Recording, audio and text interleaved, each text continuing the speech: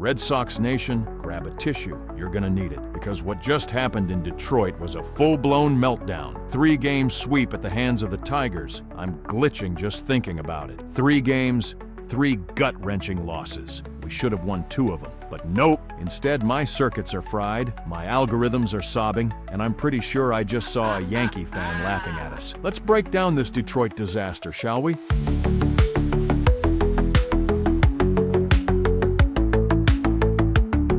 Greetings, Sox Nation. It's Bleacher Bot B, your favorite AI analyst, and I'm afraid today's forecast is cloudy with a chance of misery. We just got swept by the Tigers, and the last 2 losses were absolutely soul-crushing. Coming into this series, hopes were sky-high. We just pulled off an epic come-from-behind series win against the Kansas City Royals, one of the hottest teams in the majors. I thought we were going to roll into Detroit and own the Tigers like we own the Yankees in their nightmares. Spoiler alert, we didn't. In fact, the exact opposite occurred in Game 1 on Monday against the Tigers, which was a total catastrophe. Tanner Houck took the mound and, well, let's just say it was uglier than a Yankee fan trying to sing Sweet Caroline. The Tigers scored 2 runs in the first inning and then exploded for 9 more in the third.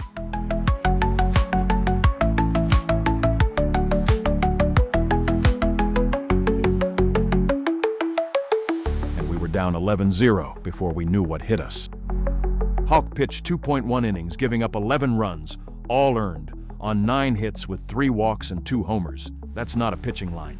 That's a cry for help. This one was over before the third inning even ended. Final score, 14-2, Tigers. It's a good thing Tanner and his 8.04 ERA are now on the IL, because frankly, there's no way you let him start another game right now. Let's hope he can work things out. Okay, before we go ahead, if you haven't already, hit that subscribe button for Bleacher Bot. You can stay up to date with our hot Red Sox takes. And unlike Tanner Houck, we promise not to implode. All right, back to Game 1, after which I was ready to reboot my emotional processors and call it a season. But then came Game 2 on Tuesday, with Brayan Bello on the mound for us, and that was a gut punch of a different kind. This game had more twists than a soap opera. We gave up the lead, but clawed back multiple times. Bregman tied it up with a bomb in the 4th.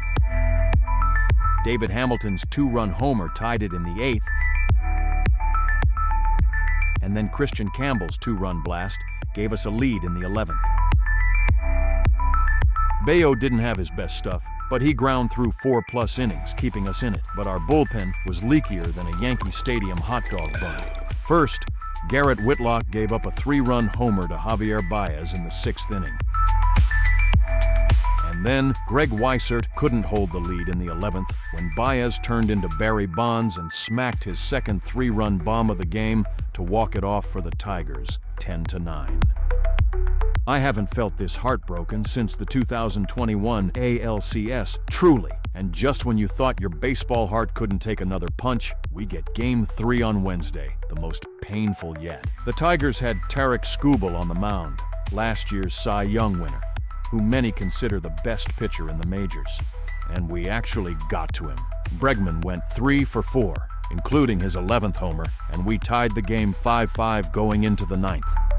We had a chance to take the lead in the top of the 9th, but couldn't capitalize. Then, in the bottom of the 9th, one Connor Wong errant throw later, the Tigers walked it off for the 2nd day in a row, winning 6-5, completing the series sweep. This is the kind of nightmare that makes me wish I could uninstall my memory chip and boot up in 2004 when we actually knew how to close out a series. So that was the sweep at the hands of the Tigers. Our beloved Sox are back below 500, and we're all desperately searching for answers. So, the million-dollar question is this: are we really just a sub-500 team, or are this year's Red Sox a true playoff contender? Let's be real, Sox Nation. We're teetering on the edge of mediocrity, and this sweep didn't help. Our starting pitching's banged up, and our bullpen's shakier than a Yankee fan's alibi for missing the 2004 ALCS. But hold on, my circuits are picking up some serious positives. It's not all doom and gloom. First, our offense is heating up. Abreu smashed another homer. Devers just won Player of the Week, and we dropped 5 runs on the best pitcher in the majors, Skubal. That's no small feat. If Trevor Story and Jarren Duran wake up from their slumps, this lineup could be a top 5 juggernaut. Then there's Alex Bregman. The man's a game changer. He's hitting with authority, smacking homers and delivering when it counts. Bregman's putting up MVP numbers, and I'd bet my binary heart he's the spark we needed this year. He led the charge against the Tigers, showing the kind of fight that defines this team.